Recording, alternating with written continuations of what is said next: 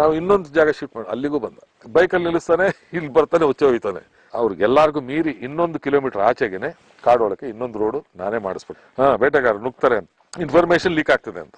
ಕಣ್ಣೆದ್ರಿಗೆ ನಾವು ಶತ್ರುಗಳನ್ನ ಕರೆದು ನಮ್ಮ ಬಾಗ್ಲಲ್ಲೇ ಕೂರಿಸ್ಕೊಂಡ್ರೆ ನಾವ್ ಯಾವ ಬಾಗ್ಲಿಂದ ಓಡಾಡೋಣ? ಗೋಪಿನಾಥಮ್ಮ ಮೊದಲೇ ಇಲ್ಲಿಗೆ ಬಂದಿದ್ರಿಂದ ನನಗೆ ಅನುಭವ ಯಾವ ತರ ಆಗೋಯ್ತು ಅಂತಂದ್ರೆ, ಯಾವ ಇನ್ಸ್ಟಿಟ್ಯೂಷನ್ಲೂ ಇಲ್ಲ, ಯಾವ ಇದ್ರಲ್ಲೂ ಇಲ್ಲ, ಏನೇನ್ ಆಗ್ಬೇಕು ಜೀವ ಬಚಾವ್ ಮಾಡ್ಕೊಳ್ಳೆ. ಯಾವಾಗಲಿ ನಾನು ಇದು ಚೆಕ್ ಪೋಸ್ಟ್ ಅಲ್ಲಿ ಬರ್ಬೇಕಾದ್ರೆ ಊಟ ಗೀಟ ಮಾಡೋದು ಅವೆಲ್ಲ ನನಗೆ ಅಭ್ಯಾಸ ಇಲ್ಲ. ನನ್ನ ಮನೇನೆ ಅದು ನನಗೆ ಅದು ರೂಢಿ. ಕೊನೆಗೆ ಇಲ್ಲಿ ಅವತ್ತು, ಸಾರ್ ಇವತ್ತು ಊಟ ಮಾಡ್ಕೊಂಡು ಹೋಗಿ. ಊಟ ಬೇಡ ಸಾ, ಯಾವತ್ ಬಂದ್ರು ಇದೇ ಕತೆ ಮಾಡ್ತೀರಿ, ನಮ್ಗೆ ಚಿಕನ್ ಮಾಡಿದ್ವಿ, ಅದ್ ಮಾಡಿದ್ವಿ, ನೀವು ಊಟ ಮಾಡ್ಕೊಂಡು ಹೋಗಿ. ಆಯ್ತು ಮಾಡು, ಅದೇನು ಬೇಗ ಮಾಡು ಅಂತ ಅನ್ಬಿಟ್ಟು ಕೂತಿದಂಗೆ ಚೆಕ್ ಪೋಸ್ಟ್ ಅಲ್ಲಿ ನೈಟ್ ಆಗ್ತಾ ಬಂತು.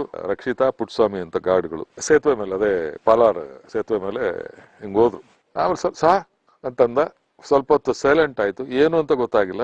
ಏನ ಅಂತಂದೆ. ಬನ್ನಿ ಸರ್, 1 ನಿಮಿಷ ಬನ್ನಿ ಸರ್.